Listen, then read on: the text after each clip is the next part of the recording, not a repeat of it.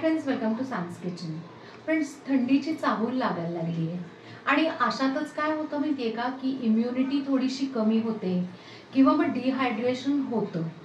बऱ्याच वेळा काय होतं की ना थंडीमुळे आपण आहे ना पाणी पित नाही, त्यामुळे शरीरातलं पाणी पण आहे ना थोडंसं कमी होतं, कोरड पडते आणि मग त्याच्याने भरपूर असे साईड इफेक्ट्स होतात. म्हणूनच आपण आहे ना खास यासाठी न्यूट्रिशनचं पॉवर हाऊस असलेलं अशी शेवग्याची रेसिपी करणार आहोत. ते आहे शेवगा आणि टोमॅटोचं रस्सम. 3, 2, 1. शेवगा आणि टोमॅटोचं रस्सम करण्यासाठी आपल्याला आतपाव शेवगा किंवा मग 2 मोठे आहे ना शेवगा आपल्याला लागणार आहे. त्याचं साल असं काढून घेतलेलं आहे आपण.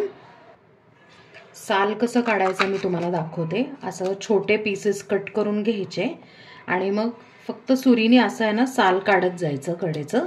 नाही तर काय होतं, साल काढलं नाही ना तर अजिबात ते ना नीट शिजत नाहीत.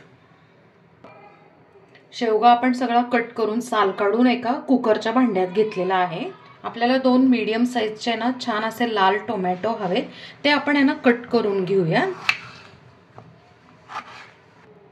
दोन्ही टोमॅटो आहे ना आपण जाडसर असे कट करून घेतलेले आहेत. याच कुकरच्या डब्यात आपण आहे ना चिरलेले टोमॅटो काढून घेऊया.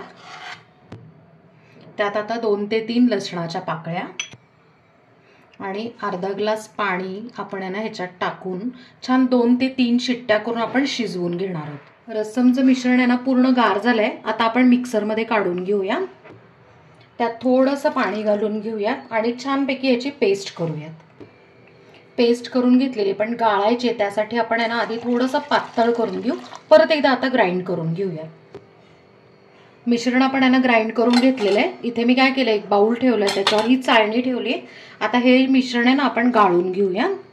मिश्रण पूर्ण गाळून झालेलं आहे आणि मी 1 ते 1.5 ग्लास पाणी वापरलेलं होतं याच्यासाठी. आता ह्याच्या अशा ना शेवग्याच्या शेंगांच्या शिरा बाहेरच्या ज्या असतात त्या आणि टोमॅटोचं साल हे वेगळं झालेलं आहे. आता हे जे मिश्रण आहे आपलं रस्समचं, ते आपण आहे ना एका कढईत काढून घेऊया.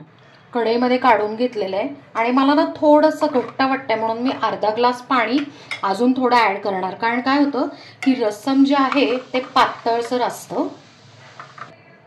यात आता 2 ते 2.5 चमचे रस्सम पावडर, चवीप्रमाणे मीठ, अर्धा चमचा लाल मिरची पावडर.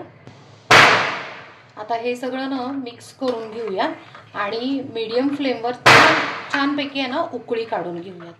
रस्सम मस्त आहे ना उकळलेला आहे. पाणी तुमच्याप्रमाणे तुम्ही ॲडजस्ट करू शकता.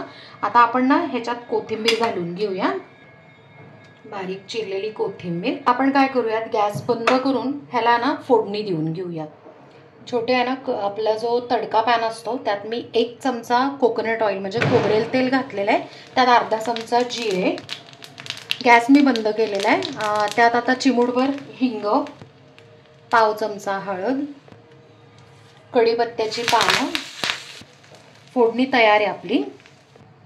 आता रस्समला मस्त चुरचुरीत अशी फोडणी देऊन घेऊया.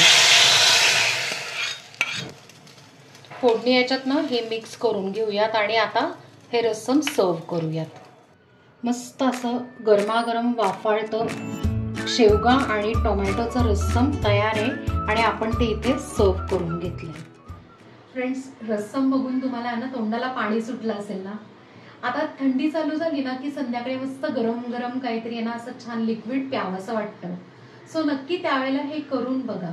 त्याचबरोबर आपण आहे ना शेवग्याची आमटी सुद्धा केली आहे, त्याची लिंक डिस्क्रिप्शनमध्ये देते. आणि अजून एक वेगळ्या प्रकारचं रस्सम केलेलं आहे, ते पण टोमॅटो आणि गार्लिकचं रस्सम केलं आहे, त्याची पण लिंक डिस्क्रिप्शनमध्ये देते. तुम्ही नक्की चेक करा आणि मला कमेंट करून सांगा. आपल्या चॅनलला सबस्क्राईब करा, लाईक करा, शेअर करा आणि कमेंट करा आणि बेल आयकन नक्की प्रेस करा नवीन व्हिडिओच्या नोटिफिकेशनसाठी. थँक्यू.